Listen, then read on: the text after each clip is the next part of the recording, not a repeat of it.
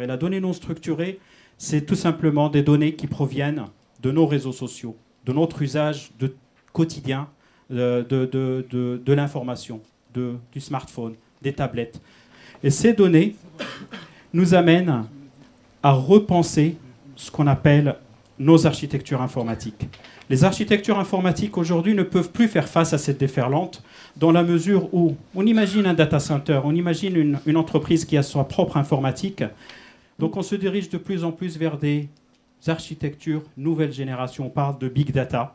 Dans le big data, il y a plusieurs technologies. On parle de Hadoop, beaucoup de Hadoop, qui est de la fondation Apache. C'est de l'open source, c'est du monde contributif pour favoriser le développement de ces architectures.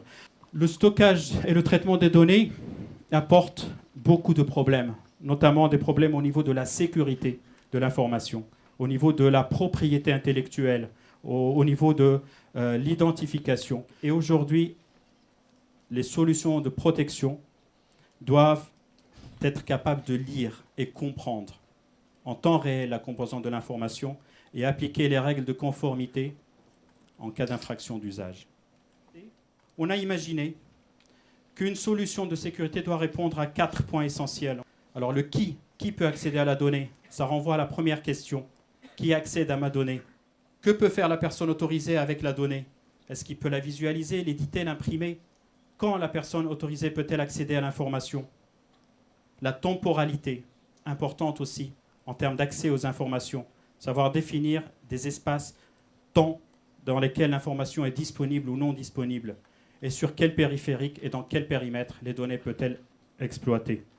Et si nous répondons à ces questions, nous pourrons affirmer que nous saurons protéger nos données. C'est valable pour les réseaux d'entreprise, c'est valable pour les réseaux sociaux et c'est valable pour tous les usages de l'Internet aujourd'hui. Dans le cas qui nous intéresse, quelles sont les mesures à prendre? Cloud computing, je transfère mes données ou les données de mon entreprise vers un prestataire de services qui va éventuellement sous-traiter lui-même ces services et mes données vont être stockées dans ce que l'on peut appeler ce que l'on appelle des fermes informatiques. Imaginez que vos données soient stockées dans une ferme de serveurs en Californie, une des 3 ou 4 plus grandes connues. Vous aurez quelques difficultés pour pouvoir les identifier. Et s'agit-il d'un cloud privé ou d'un cloud public, c'est-à-dire mutualisé? Le Conseil européen des barreaux a estimé que les données qui étaient notamment celles de la CNIL étaient insuffisantes et estimé qu'il était impératif que les avocats, lorsqu'ils considèrent l'idée d'avoir recours à l'informatique en nuage dans leur bureau, prennent les mesures nécessaires pour veiller à ce que les données des clients soient protégées et que le secret professionnel soit garanti. La Commission européenne est en train de réfléchir à une réglementation, mais surtout à des clauses contractuelles type, qui vont permettre pour les ressortissants de la communauté européenne d'avoir quelques garanties quant à la reversabilité des données qui sont stockées. Ceci pour permettre le développement du cloud sur le territoire européen. La déferlante de la quantité d'informations nous oblige à bouleverser notre façon de voir les choses, notre façon d'approcher la data. La donnée, aujourd'hui, c'est le nerf de la guerre. La donnée, les Américains le schématisent très très bien, ils disent c'est le oil, c'est le pétrole de demain. Le pétrole de demain, c'est la donnée. Celui qui saura maîtriser de bout en bout toute sa donnée sera le plus riche.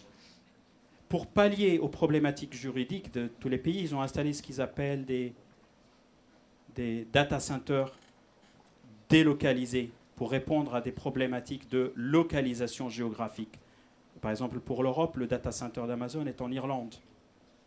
Il y a des connexions avec d'autres data centers en France qui leur permettent aujourd'hui de répondre très précisément à des questions juridiques ou administratives.